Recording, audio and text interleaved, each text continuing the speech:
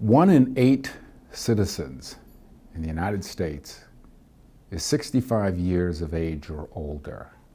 That's approximately 33 million American citizens who are oftentimes vulnerable to various scams, whether they're internet scams, telephone scams, contractor scams, mail scams, you name it.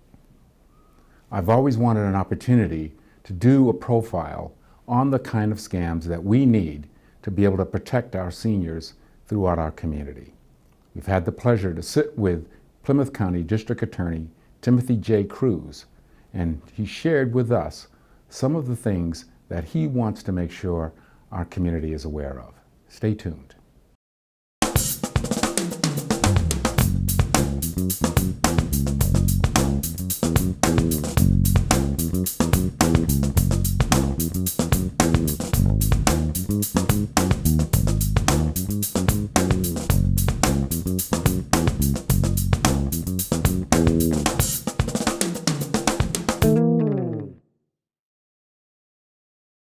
District Attorney Cruz, I really appreciate this opportunity that you're giving us to sit with you and just talk about some of the key concerns that we have in safeguarding and protecting our seniors here in Plymouth County. Well, I appreciate you coming today, Joe. I really do, and I'm hopeful that we're able to get some information out to our seniors and to anybody that may be watching the show so they can learn how to protect themselves and also protect seniors. Let's first start with Triad. I've heard about Triad, but I want to make sure that our viewers appreciate what it is, what its intent is, how it got started, and what we can expect in our respective communities. Well, Triad started here in Massachusetts probably 20 years or so back, and not here in Plymouth County. It started elsewhere. And so sometimes the best things that we do are things that we don't have to reinvent the wheel. We can copy other programs that are successful. So by reaching out to other sheriff's departments that are involved and district attorney's offices that are involved with the local triads, we've been able to work together with our respective communities. And we have triads throughout our county now. And really what it is seniors working together and trying to protect themselves and protect the community and making sure that they can all be safe as we enter our golden years and making sure that we can protect what we've worked so hard for in our lives and making sure that individuals don't come after what we have worked so hard for. When we talk about our seniors today, and I count myself among those seniors. As do I. But when we reflect back with our parents, particularly when they first got their first experience around the use of computers, we're sitting here and we're going to talk about internet scams. Sure. And we're going to talk about the history of internet scams, how they came to be and how they've evolved over time, and what our seniors are being exposed to today and how we can protect and safeguard ourselves. So in terms of the history of the internet actually celebrating its 50th anniversary, it was 50 years ago this year that the internet as we know it came to be. Some of the early generations of scams back in the good old days were a simple email from somebody in some foreign country. I remember my dad asking me one afternoon, I got this email from this guy in Nigeria, and he's asking me for help in depositing funds. And he was very excited and interested to help this gentleman. And immediately my eyes rolled back and I said, that doesn't sound right. Do you recall similar circumstances like that? Absolutely. As a matter of fact, they're ongoing as we speak right now. And I think that when we go and talk to seniors, whether they be at our senior luncheons or if we talk at triads, we try to have people remember the old adage when we're growing up that if something sounds too good to be true, it usually is not true. And people are offering, you're saying in the Nigerian scam and the Nigerian fraud scam, which is also known as the 419 scam, because that's the criminal code in Nigeria for these sort of activities. That individual is getting in touch with you, either the mail or the email, looking for really the most important thing they can get from seniors. That's your information. They want your information. So therefore they're going to try to maybe use a little bit if somebody wants to see if they can get something for nothing. And some alleged Nigerian official, government official, is going to try to illegally get funds out of Nigeria, millions and millions of dollars. And if you just provide some information and some money, you may find yourselves in getting a large sum of money down the road. Now, unfortunately, I think sometimes people are too greedy, and it sounds like I can get something really good, but at the end of the day, if you give your information and if you send money, you are going to be out that money and your information. And what normally will happen is that once you send money to these individuals, and after a while, if you get wise to them and go, this is not going anywhere, and you stop, they will then take your information, your personal information, your credit card numbers, and they start then draining your bank account that you already have legitimately. So I think that, once again, if somebody reaches out to you, either via the mail or the email, make sure that you don't respond to that, but you can reach out to your local authorities. Never be afraid to call the police. Never be afraid to call the Plymouth County DA's office or the Attorney General's office. Never be afraid to call the U.S. Attorney's office, Better Business Bureaus. Get the information out there. I think what we find many times, with seniors especially, they're embarrassed if they get scammed by these individuals. And what we try to tell them is that, the people who are scamming out there, they may be criminals, but they're really good at what they do. And you shouldn't be embarrassed by it, because by getting the information out there that you've been scammed, we might be able to stop somebody else from getting scammed. And that's the big thing. And the other problem is, most times if somebody does send money, wherever it may be, you're probably never going to see it again. It's going to be very difficult to get it back. So that's why the prevention is so important. Many of our seniors are of that generation where they're trusting. They have the cultural attitude of wanting to help, especially when someone is preying upon their sensibilities and their sense of empathy, if you will. How can we help many of our seniors just be less open to trusting the blind stranger, so to speak? I mean, are there tips about how one can do that?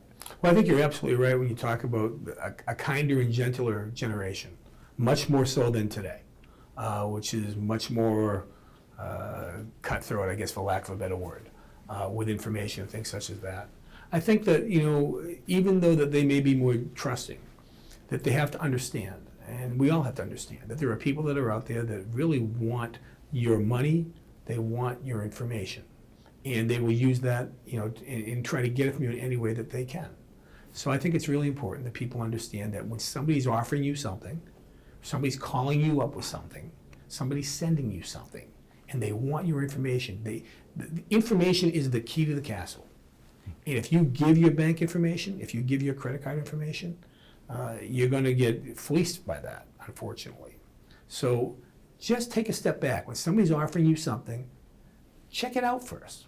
Call us. Call us at the DA's office. Call the local police, once again, because the police will know, because it's not unusual. Police departments will all talk to each other, and you can read it in the newspapers, you can read it online, you can read it wherever you can, but you're going to get information and make sure that you don't get fleeced by these individuals, because like I said, many times, if not all times, once you've lost that money, once you've lost that information, trying to put the genie back in the bottle is not easy. Phishing, and it's PHISING, phishing, which is a term that's used to describe a strategy, a technique, almost like a Trojan horse strategy, if you will, where the bad guy wants to get into your system, either your computer network. I'm reminded of a story shared with me by a cybersecurity specialist a couple of years ago. Believe it or not, the Central Intelligence Agency in Langley wanted to do its own in-house test to make sure that all of its staff, including clerical support staff, were completely on guard, well-versed in protecting the house from outside malware. And so a contest was hatched. And the idea was, win a vacation for two, and to improve your chances of winning that vacation for two, provide additional names, referrals of friends and family who might be interested in that same contest. Believe it or not, over 50% of the clerical support staff in the Central Intelligence Agency pushed go to get into that contest, Right. only to find out later that, of course, it was a ruse. It was a spoof, an internal spoof, just to test their own internal security system. So that says an awful lot about human nature Sure. and our interest, desire to want to win contests. Are you seeing some of these types of, here, click on this link for a chance to win a trip or to win some cash awards and the like? Sure. I mean, it's constantly ongoing. And when I go out into the community, people will come up to me and tell me the latest scams that are happening to them. A woman was telling me that she was told that she won the Canadian lottery. And the Canadian lottery the prize was a brand new 2019 vehicle. And all she had to do was send the taxes up to Canada. And I try to tell people that, did you play the Canadian lottery? Because if you didn't play it, you probably didn't win it. And it doesn't matter if it's Canada or whatever the country may be. There's always going to be, and I think people innately would love to win something. And you talk about information once again, not just on the internet, but if you went to a fair, and when you walk into the fairgrounds, it's not unusual. And as soon as you walk in, they look for information for a free trip to Aruba. And you put all your information down, your email address, your phone numbers down there, you're hoping to win. Now, I don't know anybody that's ever won that trip to Aruba. But I do know that information that you put out there has put you on other lists. And that sends you and puts you in a position where you're more vulnerable because you're going to get more emails, more spoofs, where people are going to try to get you to click on and open up, which then allows different viruses and things to go into your computer. And then all of a sudden, you're going to start getting more and more of these to your phone or to your computer. And after a while, you're going to be scratching your head. How did I get those things? And what do I do about them? The more we open, the more dangerous it potentially is. And they will morph into other things. They will morph into things that may look legit. You may get, I know after 9/11 happened, it was unusual that people were trying to make donations to great causes, the Red Cross, the United Way, things such as that. A lot of these phishers would buy domain names, like the Unified Way. Now, there is no such thing as a Unified Way, but it sounds like the United Way. And so if you were sent something, do you want to make a donation to the Unified Way? And if you weren't very careful with it, you may be sending them money. And in actuality, you're just sending money to an account where you're never going to see it. And more importantly, it's not going to go to what you want it to help somebody. That's going to help the community and help the local or even on a national level. So I think that all that stuff continues to go on. Here at the district attorney's office, we all have secure phones because we have them for law enforcement purposes. I get them on my phone every day. And I've learned to get rid of them and not open them up so they can't get into our records and things such as that. Gift cards. It seems to be that many of our seniors are now being duped into buying gift cards, whether it's to send to a grandchild who is clear across the globe somewhere, stranded, and you need to help them out because they lost their phone, and Right. so please go to the store and buy $200, $500 worth of $50 gift cards. Are you seeing a trend in that respect? We see it come and go. We see it come into the area for a period of time, and then it will go away. As I talk to other DAs across the country, however, we're all seeing it at one time or the other. So that once again, whether it be gift cards because your grandson has been arrested in a certain area and they need bail money, or perhaps they need money for whatever it's going to be. What people should understand is that when you pick up your phone, when you speak with individuals on your phone, if you initially start with email, the longer they have you on the phone, the more likely it is they're going to be able to talk you into something. And what they're trying to do, even in those brief conversations with you, if they said that your grandson or your granddaughter was in trouble, they want you to interject. And you would interject if you truly believed it. You'd say, oh, what happened to Susie? What happened to Johnny? And all of a sudden they will focus on that word. Now they know it's Susie and Johnny. And here's what Johnny wants. Here's what Susie wants. And the longer they have you on there, the more likely than not, you're going to be able to send or wire monies to Western Union, which will usually go to Mexico or some other place where you're not going to be in a position to get it back. So what you should do is if you get a phone call like that, is hang up. And I know that many people feel that's rude, but that's the best thing to do because it's not true, it's not accurate. And if you are sending money out, we're not going to be able to get it back, and it's certainly not going to help your grandson or your grandchild. And if you notice when you get those calls, they try to keep you on the line as long as possible. And over a period of time, if it's ransom, if they allege there's a kidnapping, which is out there also, if they allege that, If they originally start out with $500 and you're reluctant to that, then they'll go down to $300. Then they'll go down to $200. So what's up with that? You know, they're trying to get a quick hit on monies, and they're good at what they do. So therefore, I would suggest if you get a call such as that, please don't hesitate to hang up. Please make sure that you don't send your money somewhere. It costs you nothing to make a quick phone call, especially with cell phones nowadays. Call your son, your daughter, to ask, where is your grandson? Where is your granddaughter? What's going on with that? Don't make purchases of gift cards. Don't send sums of cash because of the fact that more likely than not, it's not accurate. Our banking institutions, our local branch, are they trained to help and spot behaviors among our seniors that seem out of the ordinary, as, for example, someone coming in wanting to get $1,000 so they can buy gift cards of some nature? I think now more than ever they are. And I think not just banks, but also Western Union facilities or any other transport of money. If they get calls from seniors and say, I need to send $1,000 because my grandson's in trouble, or I need to send whatever it may be, they don't know. As a matter of fact, I know of a case right here in our office where they tried to scam them, and the Western Union representative wouldn't make the transfer. And they said, no, we're not going to do that because it doesn't sound right. It doesn't smell right.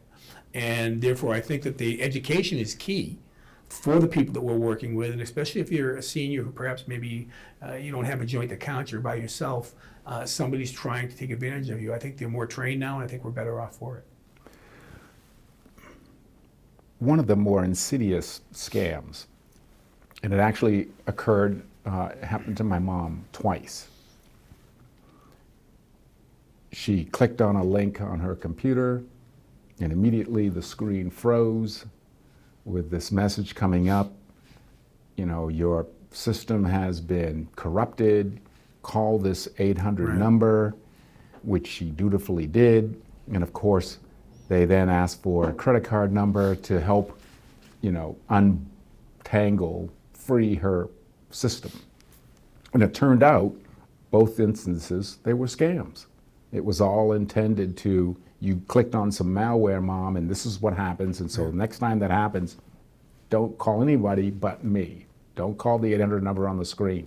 Do we still see examples of that happening? Yes, I think we continue to see all those things going on. And I think you're absolutely right in telling your mother, don't call the number.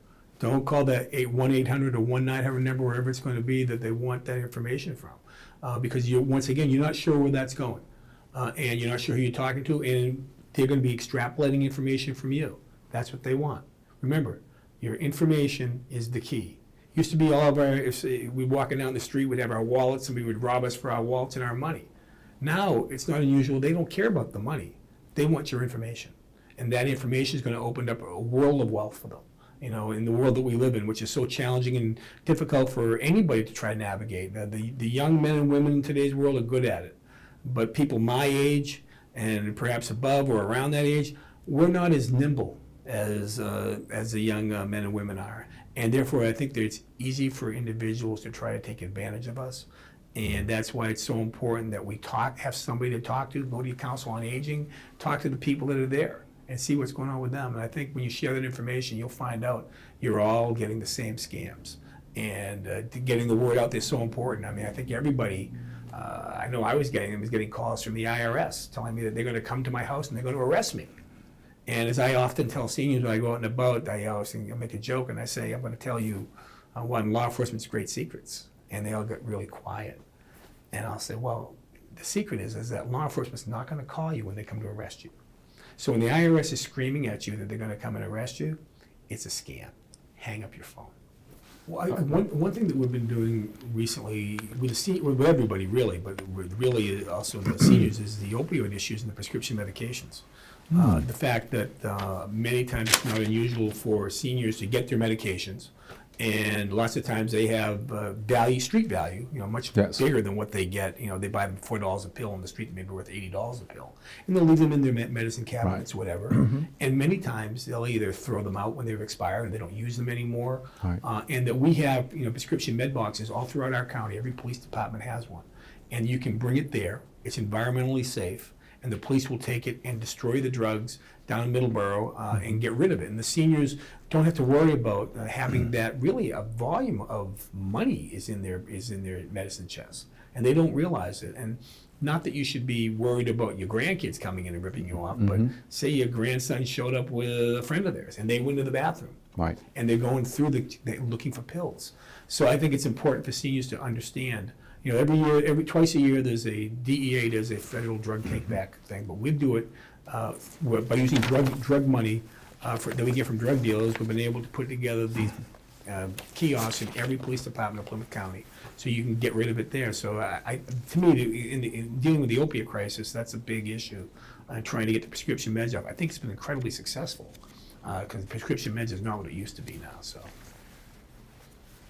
Are seniors buying prescription meds online? And Yes. if they are, is that also a potential vulnerable area for abuse? I think it's more secure if you're the one that's reaching out to the company itself. Where people should have their antennas up for problems is when entities are reaching out to you and they're asking you for your information. Say your bank, or say you had a Sears Roebuck credit card. They already have all your information. They're not going to call you up and say, what's your account number, by the way? They've got that information. Anytime somebody comes to you looking for something from you, I think you should be a little leery of that. Versus you reaching out to a legitimate company, whatever it may be, and you talk to somebody that has all the appropriate information and security codes that you may have to give up. That, to me, I feel much more secure. And if they're calling up whoever they are, they're calling up their doctors, that's fine. And I've not heard of any scams of doctors calling individuals back because you know the name of your doctor. But better safe than sorry is the way I always feel because of the world that we live in now. And if there is a way for somebody, some con artist, to try to get something from you, they'll figure it out. I mean, con artists are nothing new. They've been around forever. They just have changed and they evolve with the world that we live in. Whether it be Ponzi schemes, whether it be a situation whereby they're going to be able to get and extrapolate stuff from you. Like I said, we used to want to get money out of you. Now we want your information. And if you give that key up, it's very difficult to stop it from happening again. There was a situation not that long ago, and I think it was perhaps even reported on the news, involving companies that were pushing back braces on our seniors. To the point where, in the case of my mom, she got 4 different kinds of back braces coming in the mail. And it's like, you don't need a back brace. Why are you getting this? And it turned out that a phone call, the caller saying, the sales rep saying, you know, congratulations, you are eligible and you can get it free because it's paid for by Medicare. And she would say, well, all right, you know, maybe they persist, and eventually she just stops, gives up the no, I don't need it, and eventually, go ahead, yeah, gives up her address, and next thing you know, she's getting 4 different shipments of back braces. Yeah, and I think that's whatever the item they may be trying to sell, telemarketers are pretty much all the same. And although they may not all be illegal, they're all usually pretty annoying. And they all call you at dinner time, and they're trying to get you in a situation where you will agree to something. And once again, studies have shown that the longer you talk to these individuals, the more likely they are to talk you into it. And once again, our seniors are such a kinder and gentler nature that they feel bad about hanging up on people. That's what I tell them, hang up. You have caller ID so you know who's calling you. Most people have caller ID now. So you can figure out who it is. It'll say spam right on it usually. It'll pop right up. So don't pick it up if you don't know who it is. But a lot of our seniors, they may be lonely. They want to pick it up. They want to talk to somebody, whatever. But hang up the phone. And I often tell the story of a woman here in Brockton who always felt that it was incredibly rude to hang up. So what she would always do to combat this is she would just take out her Bible and read the Bible to the telemarketer until he hung up on her. And that's the way that she dealt with it. So I think that when people are going out there, it may not be illegal per se, but they're incredibly persistent, and they will wear senior down. And it's not right. It's not the way things should be done that way, but unfortunately, I think it's the world we live in. As we see more and more online shopping occurring, is there anything else you can think of that our our viewers need to be aware of?